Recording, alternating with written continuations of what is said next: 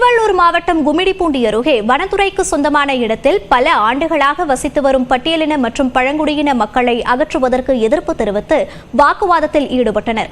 இதுகுறித்த விவரங்களை செய்தியாளர் பார்த்தசாரதி வழங்க கேட்கலாம். பார்த்தசாரதி, தற்போது போராட்டத்தில் ஈடுபட்டு வரும் மக்களின் கோரிக்கைகள் என்னவாக உள்ளது? விவரங்கள்.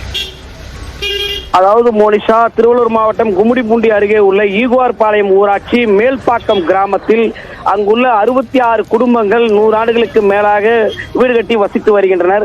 இந்த இடம் வனத்துறைக்கு சொந்தமான இடம் என்று நீதிமன்றத்தில் வழக்கு தொடரப்பட்ட நிலையில் இந்த நீதிமன்ற உத்தரவுப்படி இன்று அந்த வீடுகளை அகற்றுவதற்கு வருவாய்த்துறையினர், நூற்றுக்கணக்கான காவல்துறையினரும் கிராமத்திற்கு வந்திருந்தனர்.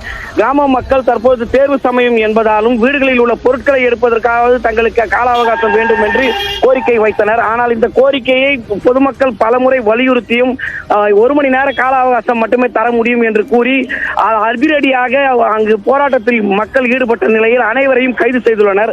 இந்த போராட்டத்திற்கு ஆதரவாக வந்த பாமக மாவட்ட செயலாளர் VM பிரகாஷ், கம்யூனிஸ்ட் கட்சியைச் சேர்ந்த துளசி நாராயணன் போன்றவர்களும் கைது செய்யப்பட்டுள்ளனர்.